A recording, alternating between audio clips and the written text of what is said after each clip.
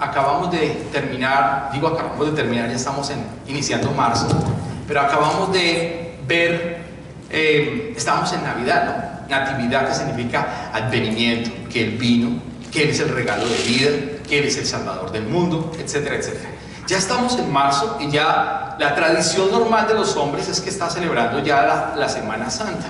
Nosotros no tenemos Semana Santa porque todos los días para nosotros se supone que son santos y todos los días se supone que tenemos que conocer a Jesús, el Salvador de vida. Pero sin embargo, hoy nuestro tema, que es importante, que se avecina en estos tiempos de la Semana Santa, entre comillas, ya el mundo está hablando de la Cuaresma, que son 40 días antes de ese tiempo. Nosotros como tal no celebramos esos 40 días, porque todos los días para nosotros deben ser recordatorios con relación a Jesucristo, que Él vino, que Él nació, que Él se dio, que Él trajo vida a nuestro espíritu. Pero sin embargo, hoy el tema tiene que ver con eso que Él hizo en la cruz, y tiene que ver con tocar nuestra voluntad, A veces nosotros somos voluntariosos. ¿Quién de ustedes no es voluntarioso? Han sido voluntariosos. Todos en algún momento hemos sido, ¿qué? Voluntariosos, perdóname. En algún momento hemos sido voluntariosos. En algún tiempo hemos sido voluntariosos. Y Jesús no es la excepción. Usted dirá, pero Jesús es Dios. Claro, Jesús es Dios. Pero Jesús quería hacer su propia voluntad en un momento de crisis. Por eso el título hoy es: no se haga mi voluntad, sino la tuya. Y le invito a que abra su Biblia en Marcos, el capítulo número 14, los versos número 32 al 42 o 34. Lucas, capítulo número 14, verso 32. Yo tengo esta versión que es Nueva Traducción Viviente. Voy a leerla aquí y luego la vamos a leer acá, ¿le parece? Esta es una versión ambigua, un poco, y antigua también. No la hemos podido organizar por falta de tiempo de algunas personas que no tienen el tiempo suficiente para arreglarla, pero ya van a tener el tiempo para poner una nueva versión, ¿ok? Sin embargo, les voy a leer Nueva Traducción Viviente en Marcos capítulo 14, versos número 32 al 42. Dice la palabra de la siguiente manera: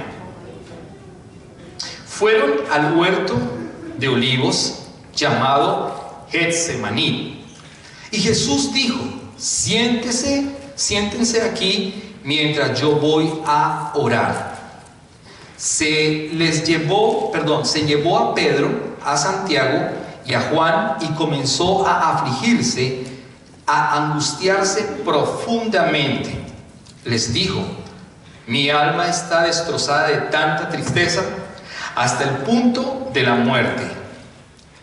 Quédense aquí y velen conmigo. Se adelantó un poco y cayó en tierra. Pidió en oración que, si fuera posible, pasara de él la horrible hora que le esperaba. Abba, Padre, clamó, todo es posible para ti. Te pido que quites esta copa de sufrimiento de mí. Sin embargo, quiero que se haga tu voluntad, no la mía. Luego volvió y encontró a los discípulos dormidos. Le dijo a Pedro: Simón, ¿estás dormido? ¿No pudiste velar conmigo ni siquiera una hora? Velen y oren para que no ceda ante la tentación, porque el espíritu está dispuesto, pero el cuerpo es débil. Entonces Jesús los dejó otra vez e hizo la misma oración que antes.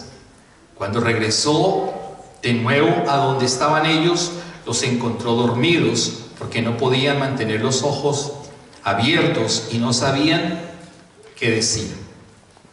Cuando volvió a ellos por tercera vez, les dijo: adelante, duerman, descansen, pero no, la hora ha llegado. El Hijo del Hombre es traicionado y entregado en manos de pecadores.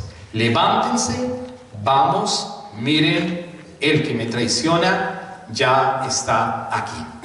Ahora voy a leer esta versión. Vamos, me acompañan en la lectura y... No está. Lucas tampoco lo tiene. Lucas. Ok, no está funcionando, no hay problema. Entonces, ¿qué es Getsemaní? La pregunta es esta: ¿qué es Getsemaní? Getsemaní es un huerto. Es un huerto donde normalmente Jesús le encantaba ir a orar. Era un huerto donde era su tradición de ir a orar, de hablar con el Padre. Siendo Dios y siendo Jesús, tenía la necesidad absoluta de orar, la necesidad apremiante de hablar con el Padre cada día, la necesidad apremiante de establecer la relación con el Padre en cada momento y en todo lugar. Pero este era un lugar preferido para él, el huerto del Getsemaní. El huerto del Getsemaní es la prensa de los higos. Eso es una palabra en arameo que también se traduce en griego, y es el lugar, la prensa del Getsemaní es el lugar donde se oprimían las olivas o los olivos para sacar el aceite de oliva. Era el lugar donde se preparaba ese aceite, donde se sacaba ese aceite. Y entonces eso significa Getsemaní, un lugar de tortura, un lugar de sacar el aceite, un lugar de opresión, un lugar de dolor. Eso es un lugar de dolor, Getsemaní, la prensa de los olivos. Era el jardín donde también un hombre pudo restablecer el problema que hubo también en un jardín.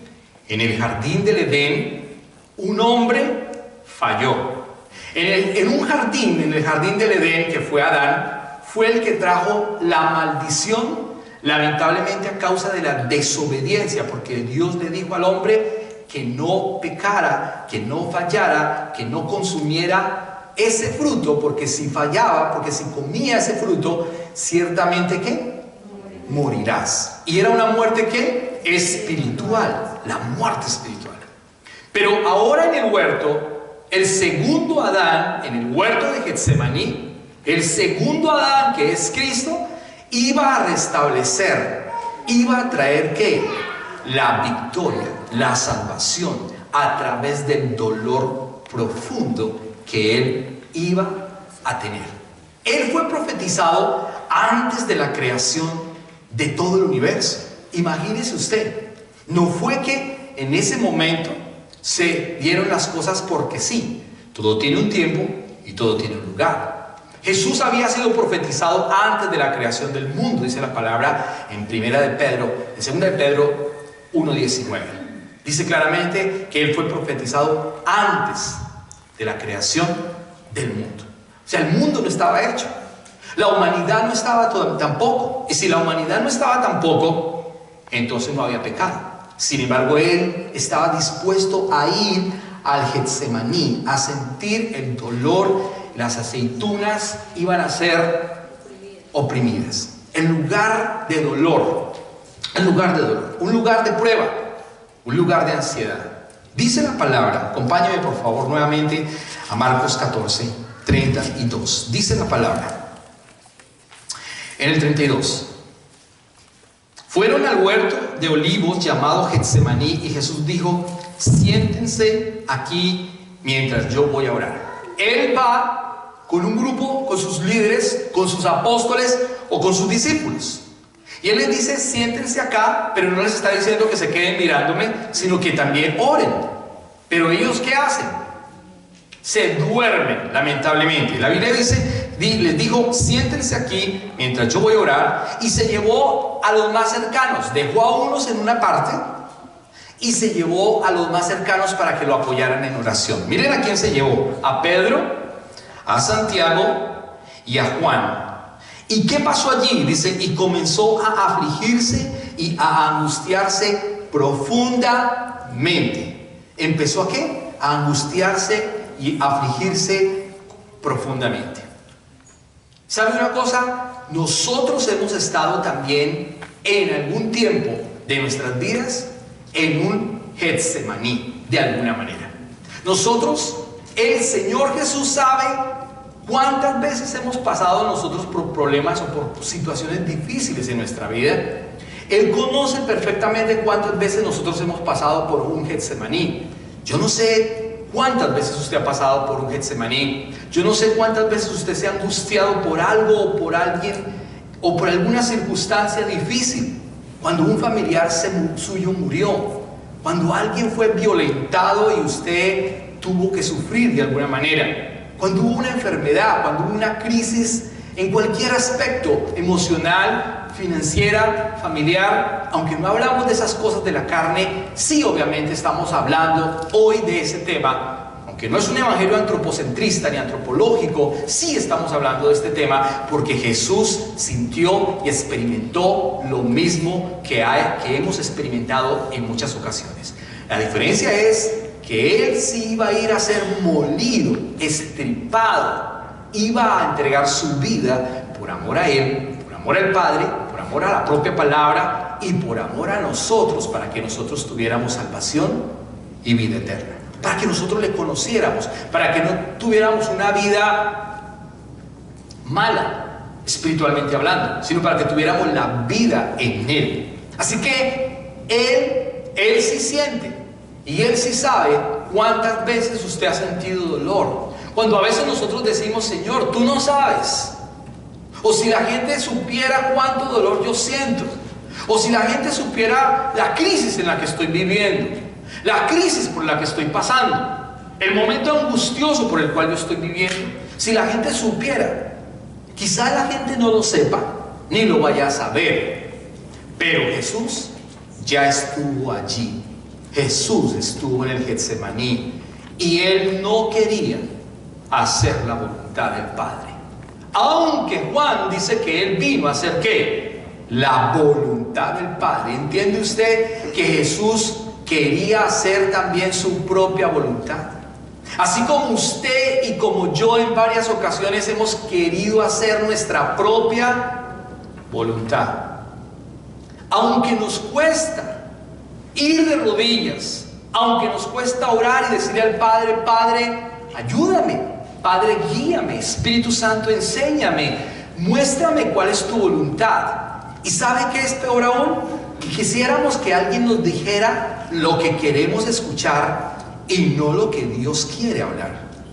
Eso es lo que nosotros queremos muchas veces porque queremos hacer nuestra propia voluntad. Dice que Jesús claramente que se llevó a Pedro, a Santiago y a Juan y se llevó a estas personas y dice que comenzó a afligirse y a angustiarse profundamente. Jesús se angustió. Jesús tuvo una profunda tristeza, un profundo dolor. Él ha estado donde usted quizás ha estado o está o quizás posiblemente esté a futuro.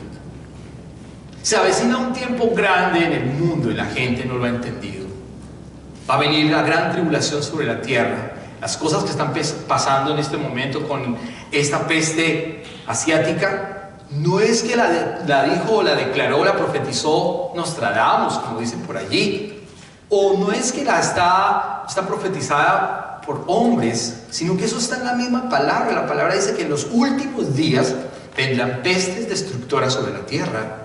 Dice que en los últimos días habrá hambres, dice que en los últimos días habrá guerras y rumores de guerras, dice que todo esto va a pasar, dice que el homosexualismo va a aumentar, dice que las guerras van a suceder, todo eso va a aumentar, eso está escrito en la palabra y como está escrito en la palabra va a suceder, por más guerra espiritual que usted haga, porque no se debe hacer guerra espiritual como se enseña en las tradicionales iglesias.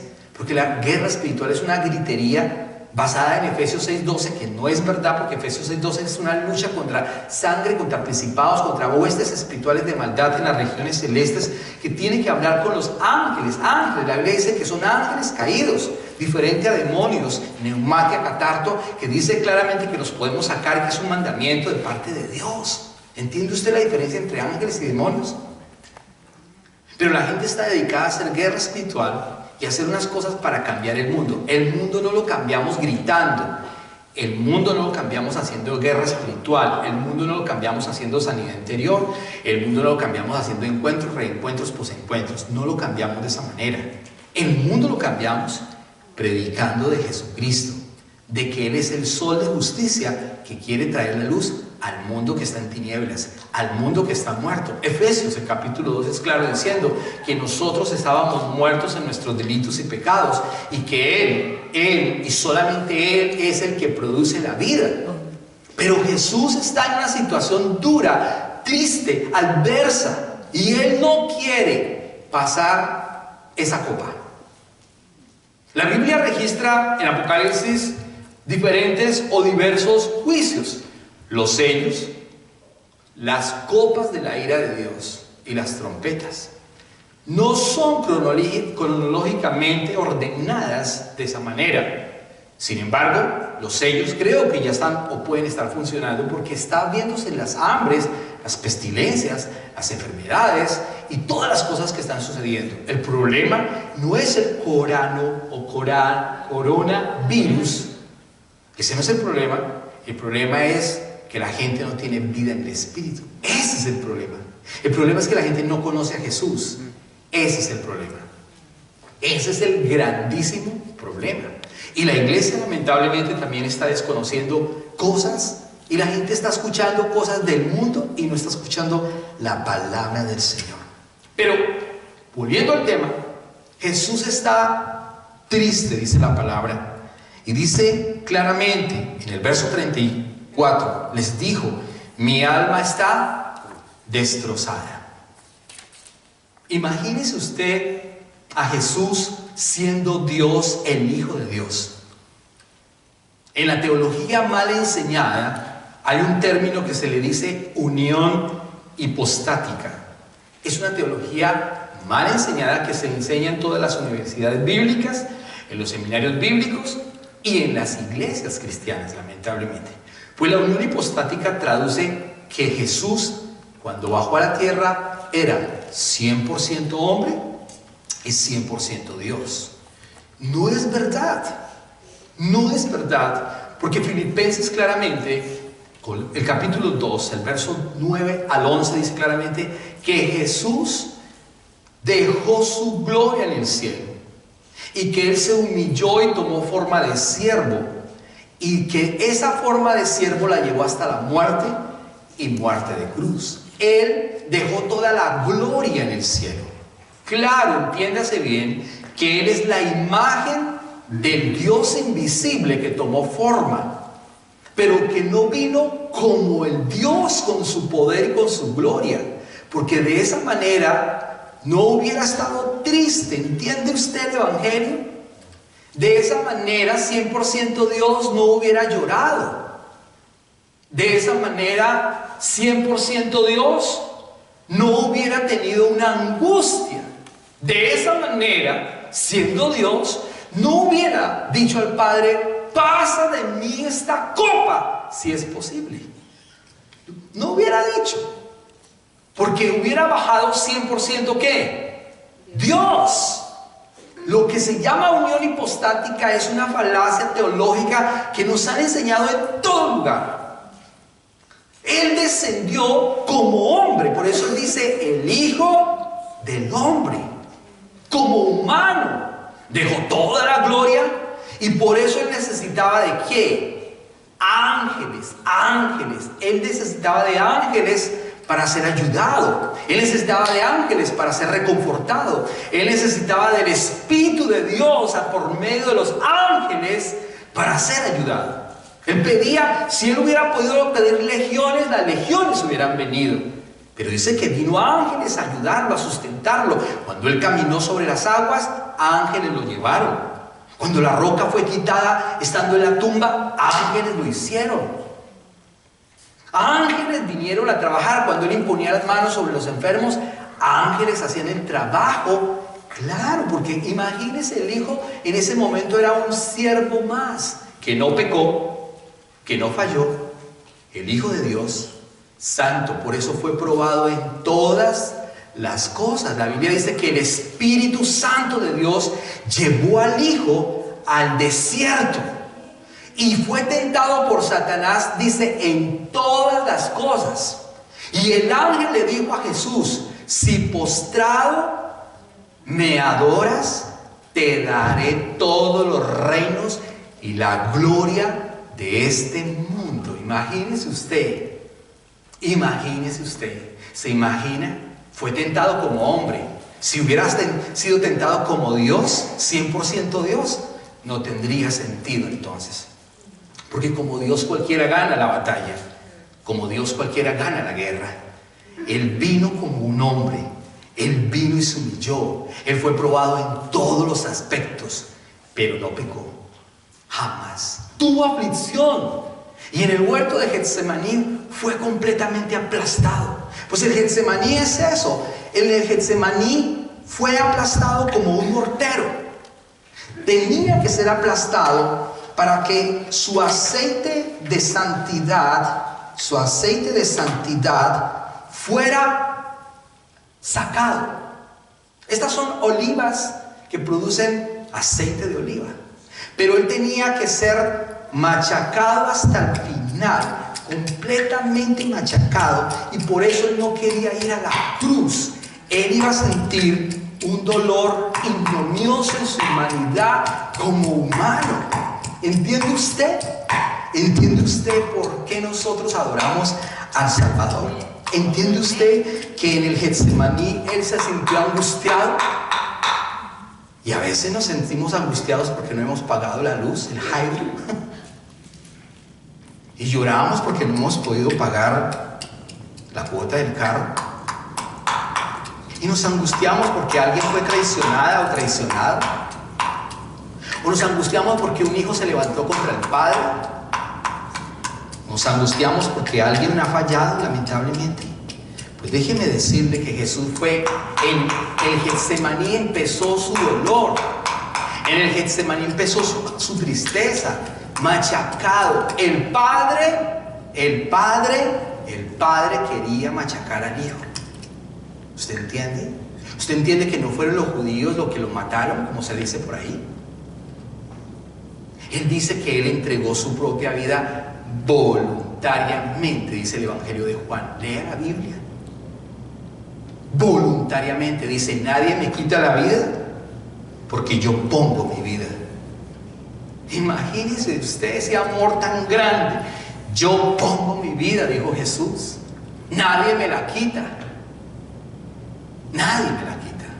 Pero el Padre había creado el plan de salvación, que el Hijo pasara por el desierto del dolor angustioso, ignominioso, que fuera completamente aplastado hasta que su aceite de salvación saliera para usted y para mí.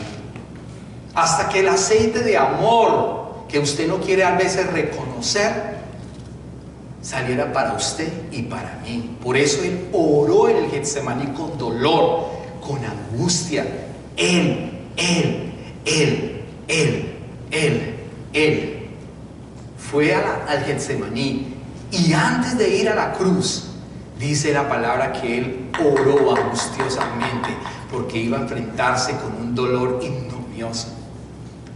Él sí ha estado en el mismo lugar que usted ha estado triste. Él sí ha estado en el mismo lugar donde a usted lo han dejado solo. Él sí ha estado en los momentos más difíciles de su vida. Él sí ha estado en los tiempos más angustiosos que usted cree que nadie le entiende. Él sí ha estado.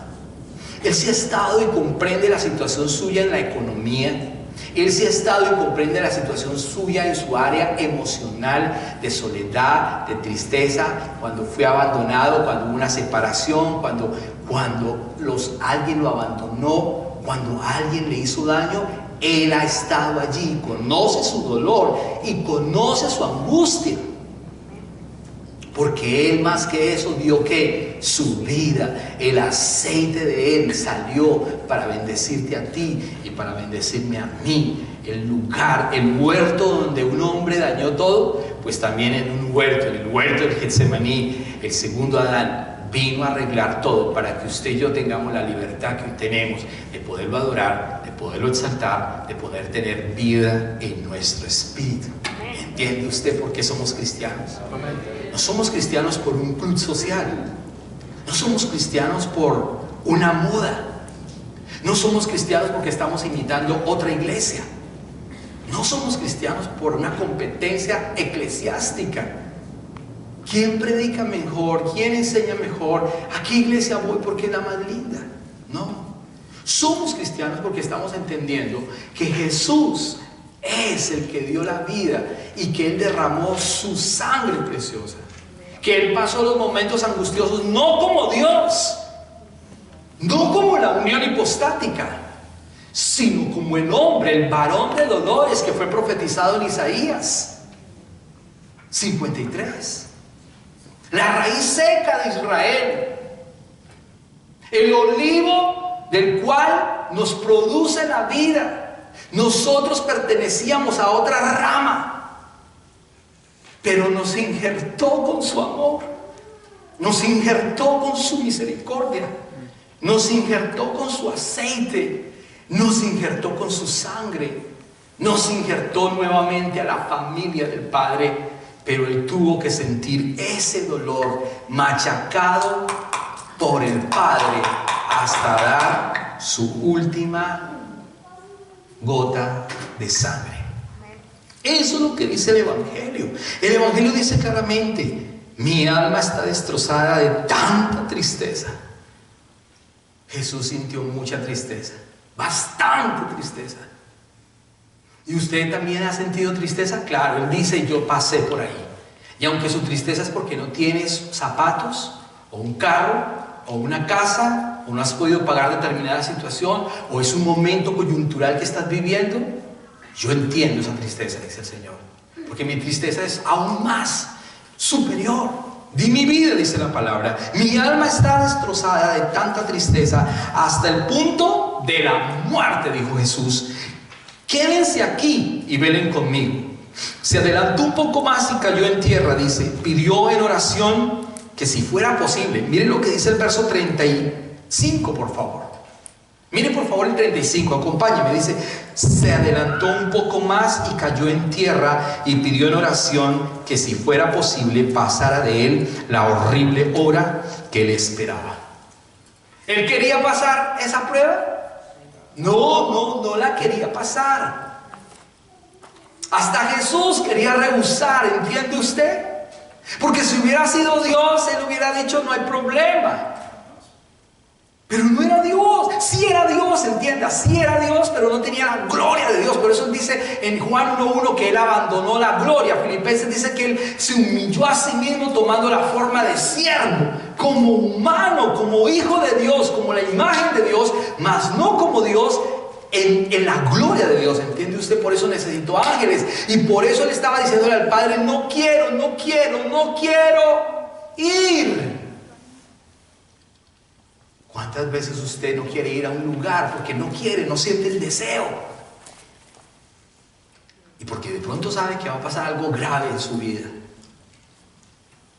Pero aquí el problema era dar la vida.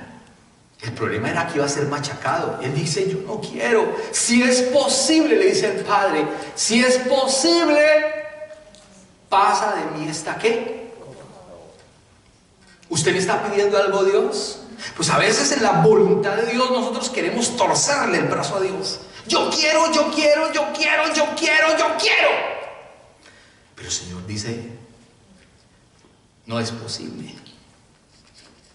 La pregunta es si nosotros estamos preparados para escuchar un no de parte de Dios, de parte de Dios.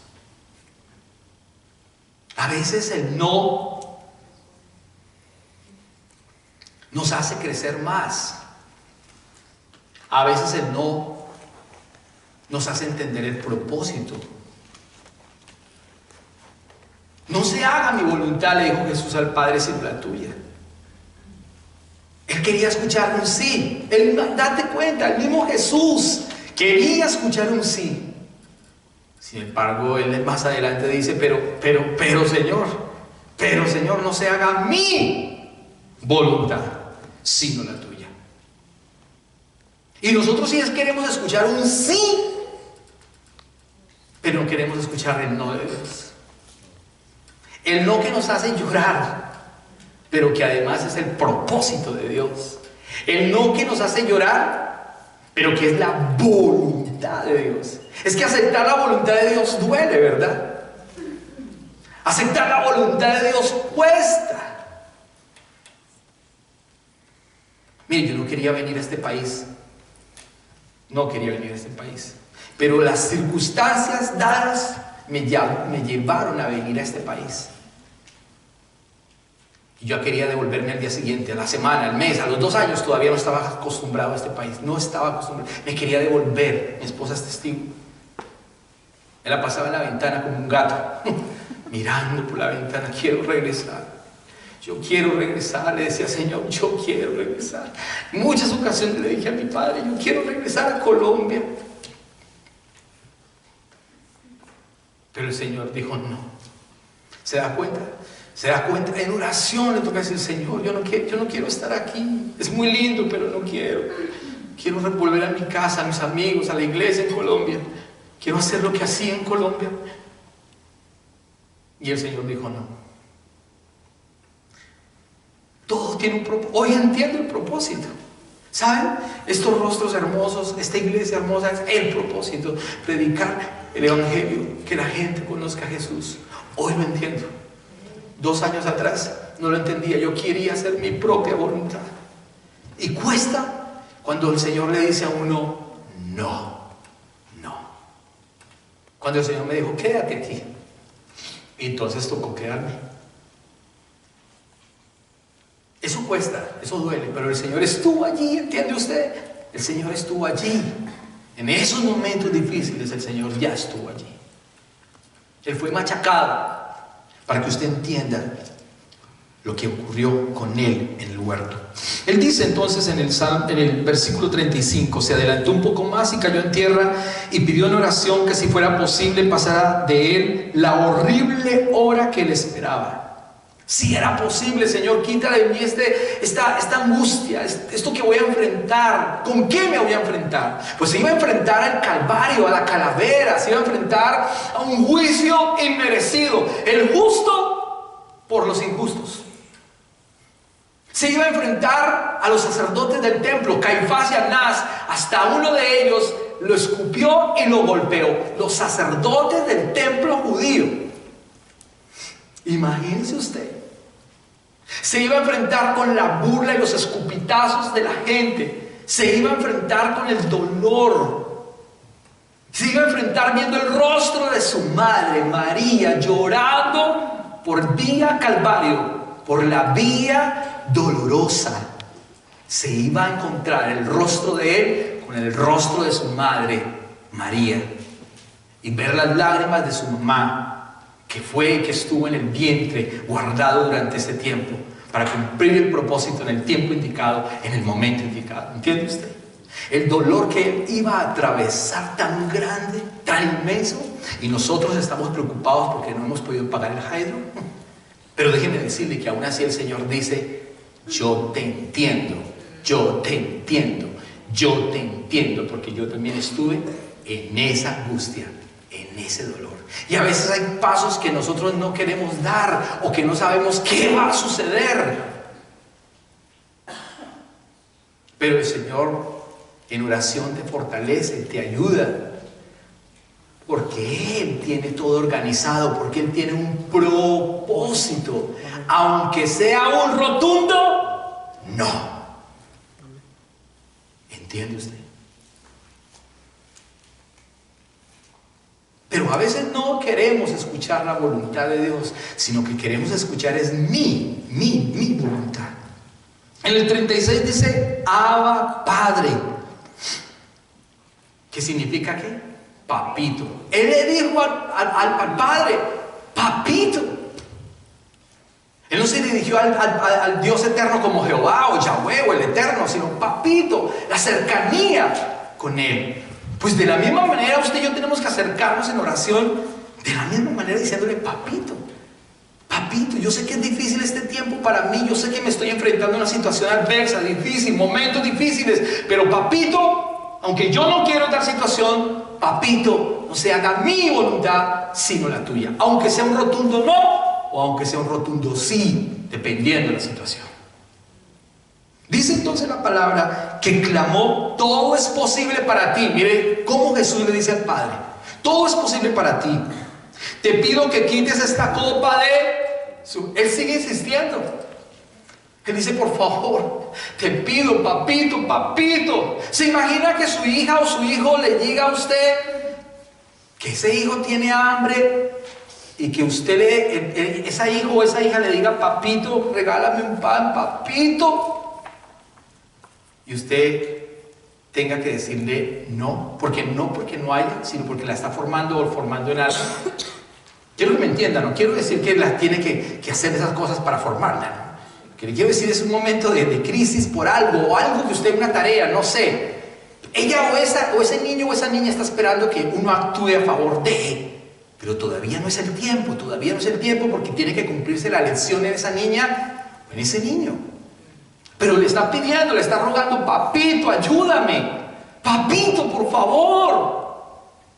Y eso es lo que está diciendo Jesús. Jesús diciendo, pues si es posible, Señor, papito, te pido que quites esta copa de sufrimiento de mí. Sin embargo quiero, y él añade la parte más importante, y dice, sin embargo quiero que se haga tu voluntad y no la mía. Tu voluntad y no la mía. Y ahí es la parte dura que nosotros no queremos escuchar. Aunque todos tenemos planes, aunque todos tenemos anhelos, aunque todos tenemos sueños, aunque todos queremos hacer algo, pero la pregunta es, Señor, ¿es tu voluntad? Sin perder Marcos, por favor, vaya conmigo al Salmo capítulo 20, por favor. Sin perder Marcos, acompáñeme al Salmo capítulo número 20, verso 1 al 5. Salmo capítulo 20, verso 1 al 5. Amén. Salmo 20, verso 1 al 5 dice: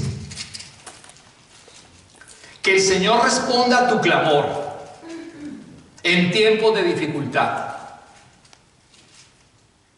Que el nombre del Dios de Jacob te proteja de todo mal. Que te envíe ayuda desde su santuario y te fortalezca desde Jerusalén.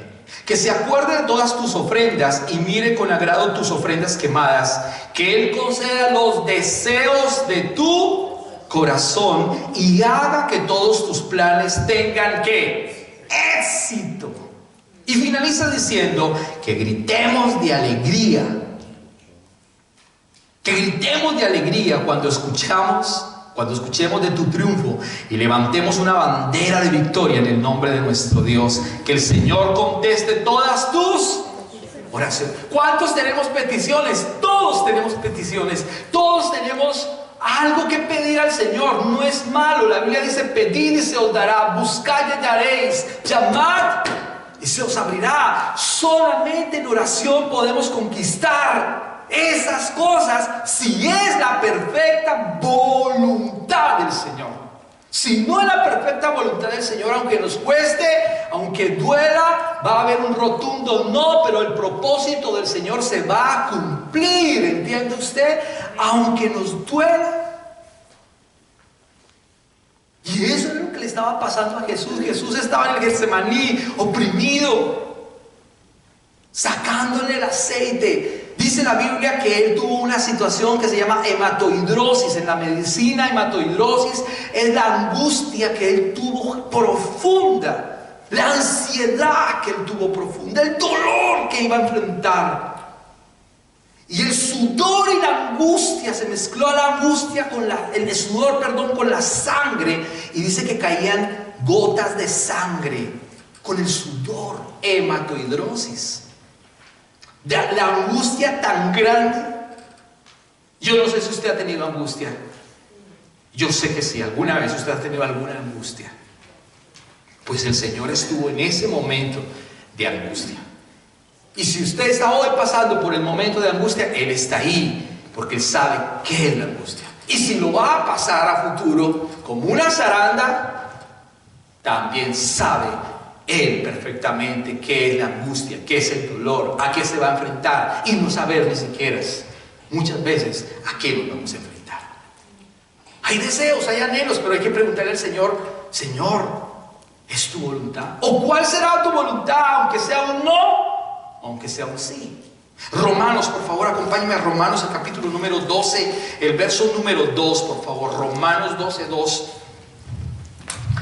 Carta a los Romanos, el capítulo 12, el verso número 2, por favor.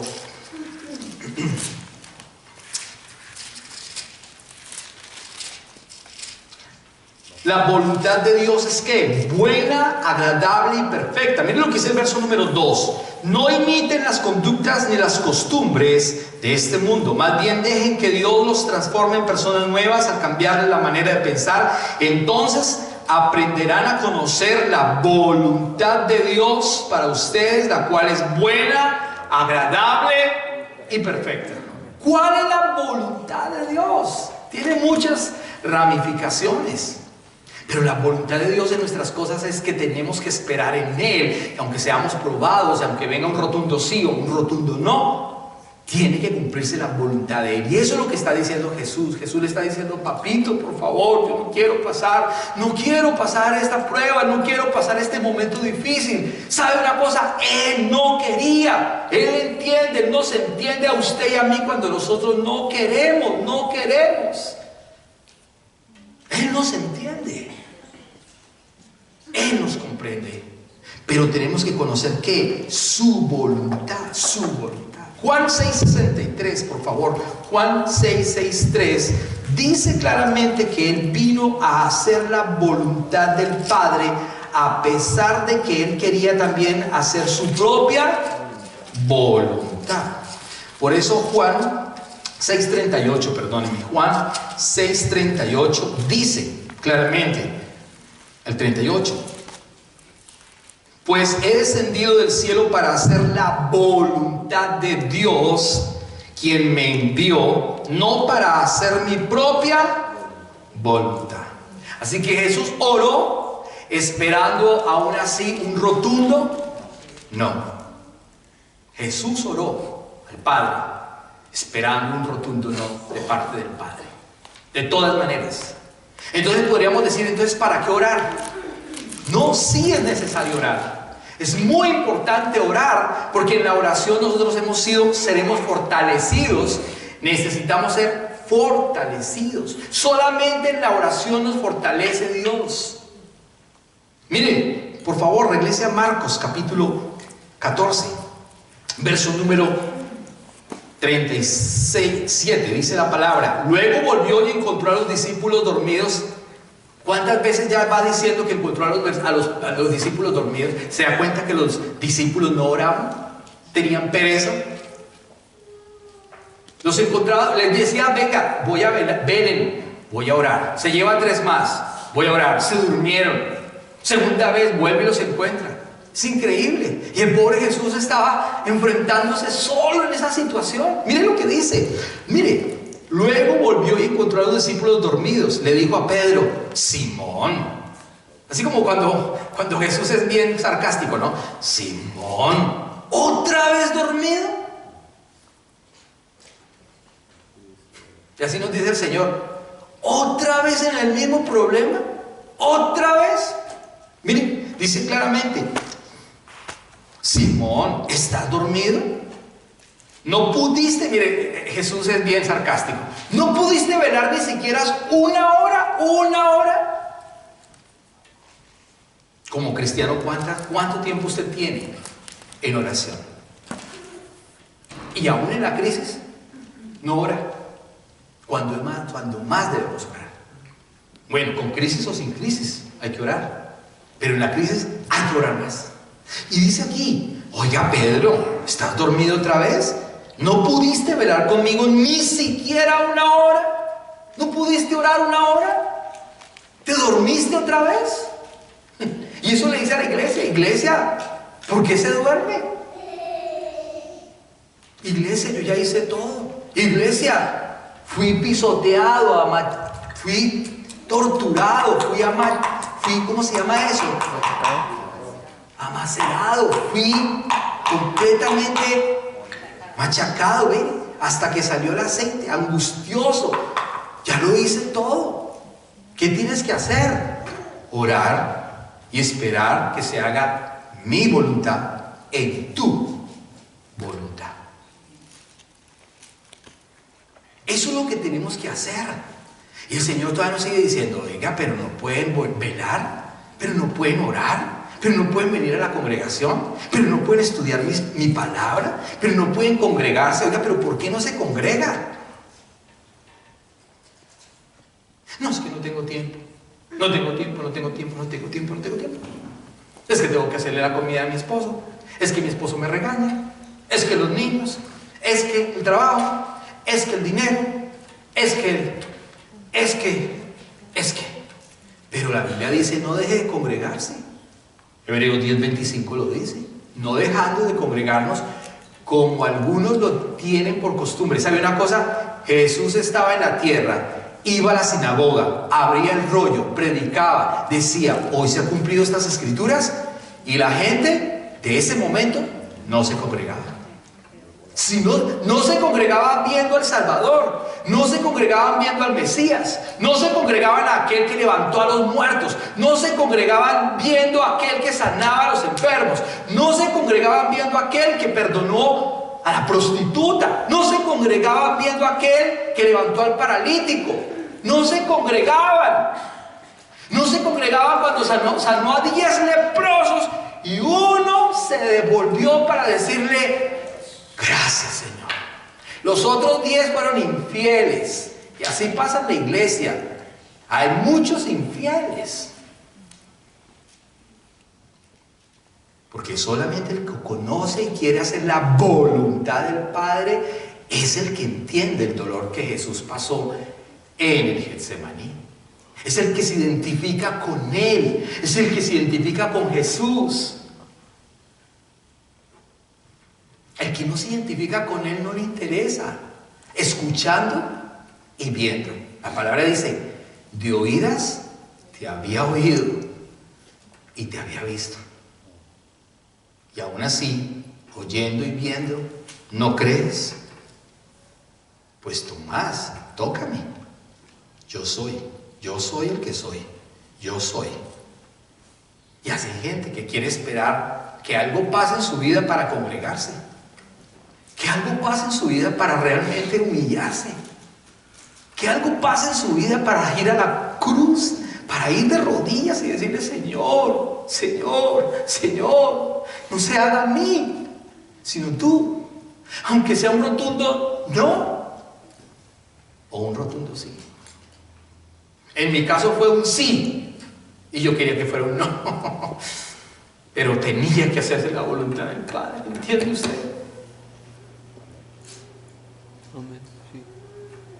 Tenemos que estar dispuestos a escuchar la voz de Dios, aunque nos cuesta, aunque duela, aunque hayan sueños, aunque hayan deseos. Hay que escuchar la voz del Padre y hacer la voluntad que es buena, agradable y perfecta. Perfecta, pero no, a veces no conectamos con esa voluntad. A veces nos parece loco. ¿Se imagina que el Señor le dijera a usted hoy, ya no quiero que estés en Canadá, vete para África, a Lituania, a algún lugar de estos a predicar el Evangelio? ¿Usted qué diría? Ay, Señor, yo vine a hacer plata. Pues esa es tu voluntad, hijo.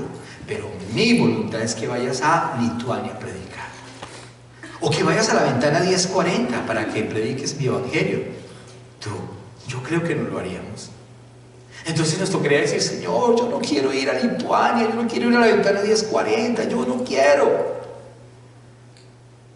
Pero el Señor dice, es verdad, pero tienes que ir porque esa es mi voluntad. ¿Se da cuenta? Y cuando es buena, cuando se hace la voluntad del Padre, aunque cueste, es buena, es agradable y es perfecta. Porque con el tiempo usted dice, ay, Señor, ya entendí por qué en ese momento fui aplastado, fui entristecido, me confronté, peleé contigo, discutí porque no quería ir, pero ahora entiendo el propósito.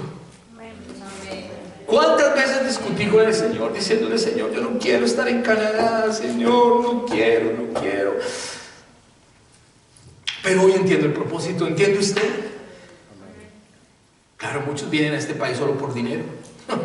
Ay, mire, por montones. Así. Mi esposa es testigo, le dije, voy a Canadá solo a predicar el Evangelio. De lo contrario, no quiero saber nada de Canadá. Si es predicar el Evangelio, lo haremos. Si no es predicar el Evangelio, no tiene sentido ir a Canadá. Por más carro, casa, finca, lo que usted quiera tener, trabajo a $30 la hora, lo que usted quiera, títulos y retítulos, por más que usted lo tenga, no sirve, porque la voluntad no es esa, es la voluntad de Dios, no la mía, ¿entiende usted? Pero nosotros queremos hacer nuestra voluntad.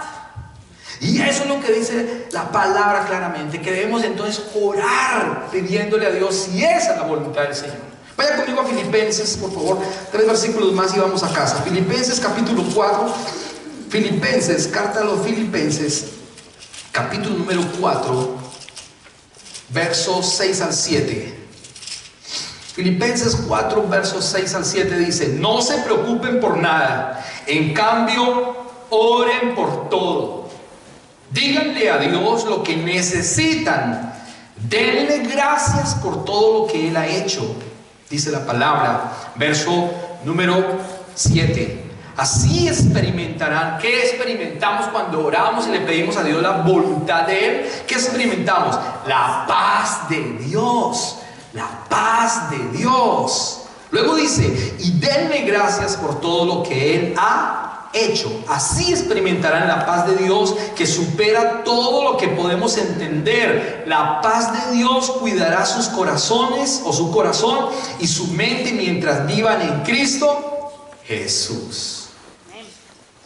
Cuando nosotros escuchamos la palabra de Dios, cuando nosotros escuchamos la voluntad de Dios, experimentamos la paz en nuestras vidas. Que aunque tengas que ir a Lituania o a no sé a qué lugar, o te tengas que enfrentar a determinada situación,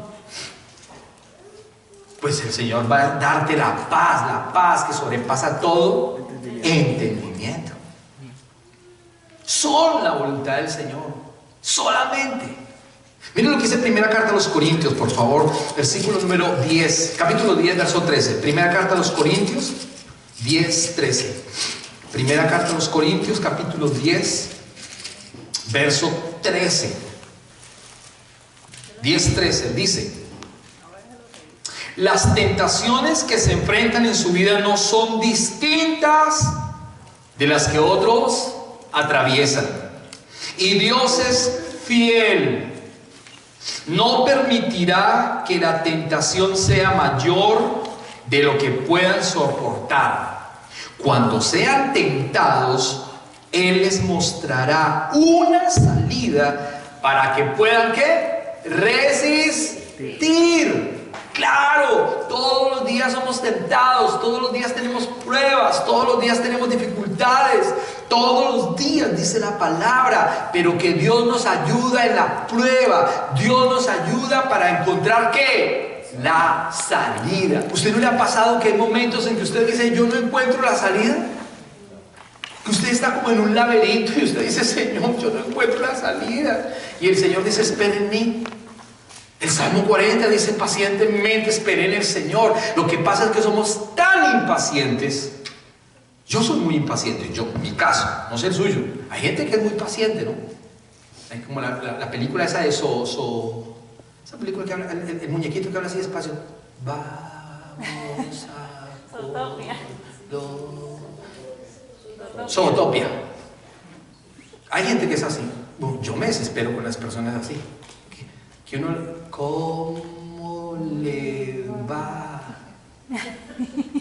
Y uno quiere rápido. Hay gente que es así. Hasta para trabajar, cogen la escoba.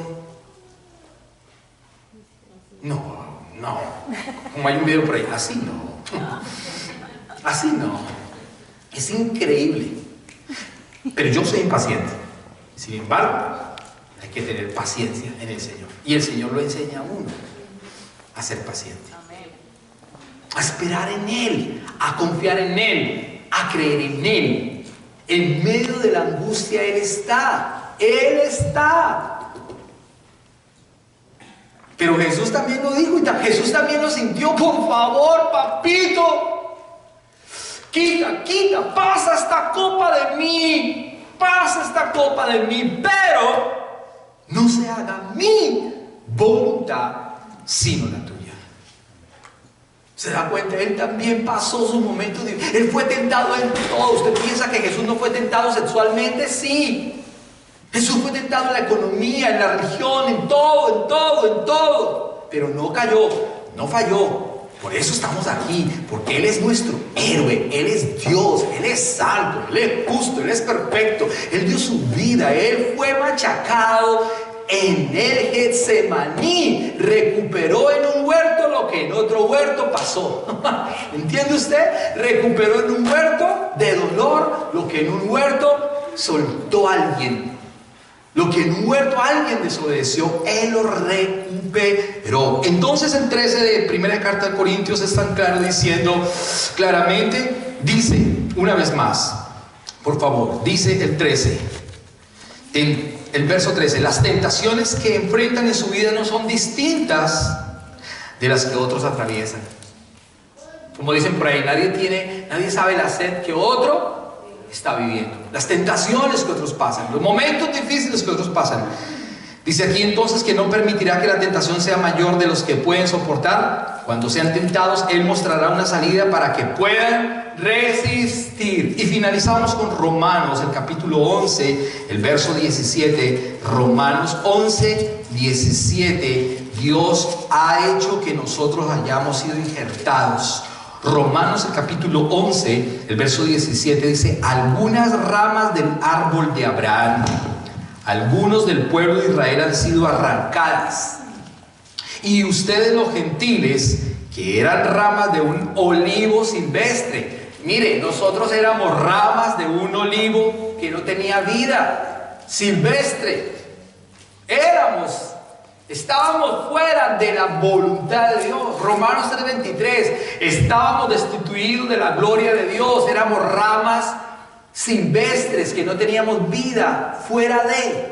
Pero en el Getsemaní alguien nos injertó para entrar al olivo verdadero. Dice, fueron injertados, dice, los gentiles que eran ramas de un olivo silvestre, dice, ahora fueron injertados. Así que ahora ustedes también reciben la bendición que Dios prometió a Abraham y a sus hijos, con lo cual comparten con ellos el alimento nutritivo que proviene de la raíz del olivo especial de Dios. ¿Quién es la raíz del olivo especial de Dios? Jesús es la raíz del olivo. Jesús es la raíz del olivo que fue machacado. Jesús es la raíz del olivo que nos reinjertó, porque éramos una rama silvestre, suelta, sin vida. Pero Jesús pagó el precio, machacado en la cruz, machacado para que nosotros pudiésemos tener vida. Volvemos a Marcos y aquí cerramos en el capítulo 14. Marcos capítulo 14. Marcos capítulo 14. Marcos capítulo 14. Dice la palabra en el verso número 37. Luego volvió y encontró a los discípulos dormidos. Ya era la tercera vez. Imagínense, los encontró otra vez, ¿qué? Dormidos. Dice aquí, luego volvió y encontró a los discípulos dormidos y les dijo a Pedro: Simón, ¿estás dormido? ¿No pudiste velar conmigo ni siquiera una hora? Eso ya lo habíamos dicho. Verso 38, velen y oren para que no ceda ante la tentación, porque el espíritu está dispuesto, pero el cuerpo es... ¿Saben? El espíritu, nuestro espíritu está dispuesto a orar, pero nuestra carne no quiere orar. Nuestra carne quiere ver televisión, jugar los juegos de Xbox, quiere dormir, quiere acostarse temprano, quiere comer. El cuerpo, no, a veces el cuerpo ni se quiere bañar. Por eso es que hay gente que, algunas personas por ahí, sobre todo los hindúes y los árabes, ¿no? Qué lamentable, pero es verdad, la pereza, porque agua hay suficiente, y más en Canadá. Es triste, pero la pereza, ¿no? Y así hay gente que no ora, porque tiene más tiempo para el Xbox y para otras cosas. Y eso es lo que está diciendo la palabra. Mire, ustedes no oran. El Señor estaba pasando la crisis. Mira, Jesús estaba solo orando. En Marcos, el capítulo número 12, no, en Lucas 22, no lo citamos por tiempo, en Lucas 22 dice claramente que vino un ángel a reconfortarlo, dice la palabra. Jesús necesitó de ángeles, porque él estaba tan mal que necesitó de un ángel. Claro, la gente va a decir, pero ¿cómo hace esa predicación? Jesús estaba tan mal. Sí, Jesús estaba mal, estaba triste, angustiado, dice la palabra, yo no me lo inventé. Adolorido, triste. Tenía que enfrentar la situación. Pero la Biblia dice en Lucas que un ángel vino y lo reconfortó. Un ángel vino y lo animó. Un ángel vino y le dio la mano. Un ángel vino y le colaboró. Un ángel vino y lo llevó. Le dio la fortaleza para enfrentarse a esa calavera, a esa situación de muerte, a ese dolor ignominioso. Un ángel, dice Lucas, el capítulo 22 del 39 al 46. Pero no lo leemos por tiempo. Finaliza entonces ahora aquí diciendo, velen, el verso 38 de Lucas 14, velen y oren para que no se den ante la tentación, porque el espíritu está dispuesto, pero el cuerpo es débil. ¿Se dan cuenta? El espíritu siempre va a estar dispuesto a orar, pero usted prefiere ver, no me lo cambien, prefiere ver no sé qué cosa, algún canal, una película, no sé. Entonces Jesús los dejó otra vez e hizo la misma oración que antes. Miren, Jesús los dejó e hizo ¿cuántas oraciones otra vez? La misma oración. Jesús no la cambió. Dice, mire lo que dice 39. Jesús entonces los dejó otra vez e hizo la misma oración que antes. ¿Qué volvió a orar? Padre, si es posible, quita de mí esta copa. ¿Cuántas veces usted no ha dicho al Señor, yo no quiero ir, yo no quiero ir, no quiero ir, no quiero ir? Pero al final usted dice, Señor, pero no se haga mi voluntad sino la tuya. Y eso es lo que Dios quiere escuchar de parte nuestra, que no se haga mi voluntad sino la de Él. Pero nosotros, nuestro orgullo no nos deja orar y no nos deja pedirle a Él que nos direccione, que nos ayude, que se cumpla su propósito. Finaliza entonces diciendo acá, pero el cuerpo es débil, verso 39. Entonces Jesús los dejó otra vez e hizo la misma oración que antes. Cuando regresó de nuevo a donde estaban ellos, los encontró dormidos. Se da cuenta, mire, el Señor ya estaba cansado, él solo orando, él solo enfrentando la situación y los discípulos durmiendo. Eran unos dormilones los discípulos.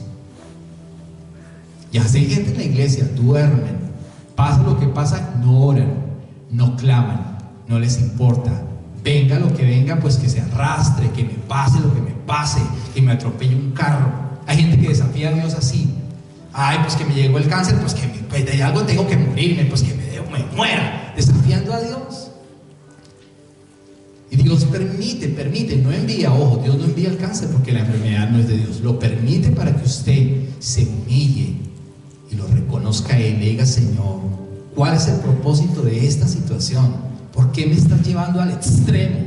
Estoy siendo machacado, estoy en un Getsemaní.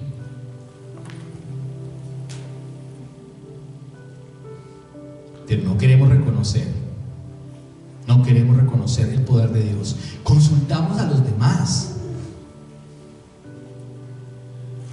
consultamos a alguien más, consultamos al gurú, pero no consultamos a Jesús. Es triste y eso pasa en nuestras iglesias. Consultamos a los demás. ¿Quién nos puede ayudar? Como el chamo. ¿Y ahora quién podrá ayudarme? Pero Jesús es el que está ahí para que nosotros, para que Él haga su voluntad en nosotros. Entonces cierra diciendo ahora sí, adelante, duerman y descansen, les dice. Pero no, la hora ha llegado. El Hijo del Hombre es traicionado y entregado en manos de pecadores. Levántense, vamos, miren, el que me traiciona ya está aquí. Pues Jesús fue machacado en el Getsemaní para entregar su vida. Y aunque Él quería huir de esa situación, y aunque Él no quería pasar esa copa tan difícil, claramente: Señor, no se haga mi voluntad sino la tuya. Pues Él estuvo allí como hombre. Cuando Él ascendió al cielo, dice la palabra que Él regresó obviamente a la gloria del Padre. Su gloria fue regresada. Dice que ahora está sentado a la diestra del Padre. Él volvió al lugar de autoridad. Él volvió al solaz de Dios. Él volvió a la casa del Padre. Él volvió al lugar creado. Él volvió al tercer cielo. Los ángeles le adoran. Los ángeles le sirven, los querubines le adoran, le exaltan, los 24 ancianos, los 4 seres vivientes de Apocalipsis el capítulo 4. El cielo proclama su gloria, porque Él está sentado como Rey de Reyes, Señor de Señores. Él es el Alfa, Él es la Omega, Él es el principio, Él es el fin, Él es el primero, Él es el último, Él es el lucero, Él es la estrella resplandeciente de la mañana, Él es el Santo de Israel, Él es el león de la tribu de Judá, Él es el perfecto, Él es el santo, Él es el justo por los injustos. Entonces, aleluya, déselo fuerte ese aplauso al Señor, déselo fuerte a Jesús, aleluya. Por eso Él fue machacado, para que usted y yo experimentemos también lo mismo y podamos decirle al Señor: Padre, no se haga mi voluntad sino la tuya. Le invito a que se ponga de pie en esta tarde y que usted pueda decirle: Señor, aquí estoy. Le invito a que cierre sus ojos por un breve instante, cierre sus ojos, cierre sus ojitos por un breve instante. Y dígale: Señor, yo te doy gracias, Padre amado, te doy gracias, Señor, por todo lo que tú has hecho. Gracias, Señor. Gracias, Espíritu Santo, por tu palabra y tu presencia. Gracias, Espíritu Santo.